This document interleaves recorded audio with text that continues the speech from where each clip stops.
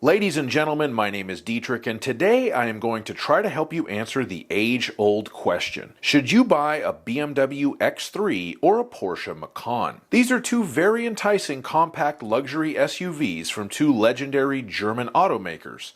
But despite their similar size and performance, one of them is sold at a large price premium over the other one. Does the higher-priced vehicle present the better value? Today we will try to find that out. I have driven the 2-liter turbo versions of both of these cars, so those are the ones I will be comparing here. I have been in the car business for 17 years, and what I am about to give you is my quote-unquote expert opinion, so you can take it for what it's worth. You only get one chance for a first impression, so we are going to start with styling. The BMW X3 is a very nice looking car, but quite frankly, the Porsche Macan is probably one of the best looking SUVs on sale today. The BMW looks good from most angles, but the Macan looks great from any angle. My biggest problem with the X3 is its weird bulbous taillights that contribute to its weird bulbous looking rear end. The Leipzig looker easily beats the Bavarian Badonkadonk here, and the Porsche gets the point for styling. Next, we will move on to the powertrains. The entry-level X3 and Macan are surprisingly well matched. 2-liter turbocharged straight 4s are the order of the day. The Porsche offers standard all-wheel drive, and the BMW offers one more gear in the transmission,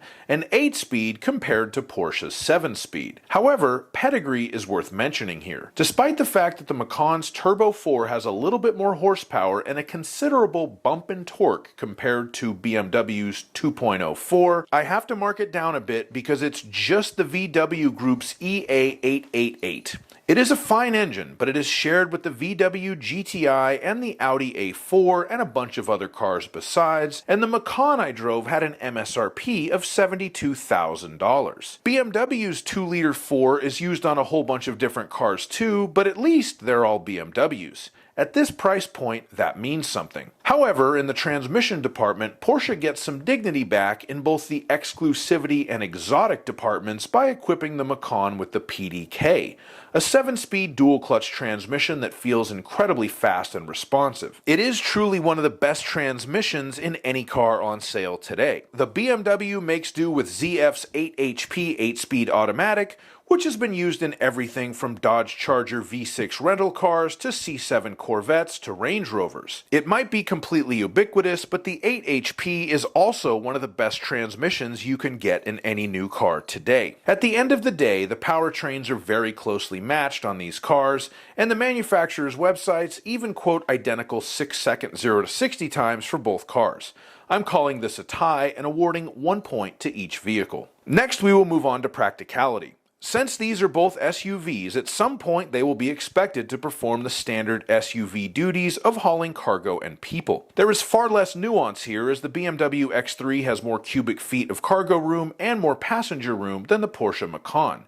The BMW picks up an easy point here. Next, we will have a look at the features. It's a little hard for me to make an apples-to-apples comparison here because the MSRP on the BMW X3 I drove was just over $50,000 and the MSRP on the Porsche Macan I drove was just over $72,000. However, even though the 2024 X3 for $50K is a pretty basic model, it still had several notable features that the Macan I drove didn't, namely surround view cameras, a fully digital and more modern looking gauge cluster, and fancy interior ambient lighting that you can change the color of at night. The Macan I drove had heated rear seats and heated and cooled front seats, 4-wheel drive, a better stereo, adaptive cruise control, and fancier headlights. But I built out an X3 to basically match the specs of the Macan that I drove, and it came out to $58,000 and change, so I will give the point for features to the BMW. The final thing I will touch on is value. Based on what we've already talked about here, we have established that the Porsche Macan is considerably more money than the BMW X3, despite the similarities in size and powertrain. But price does not equate value, so is the Porsche worth what it costs? The Macan certainly feels tighter and higher quality than the X3 when you drive it. You can feel that it is a superior automobile.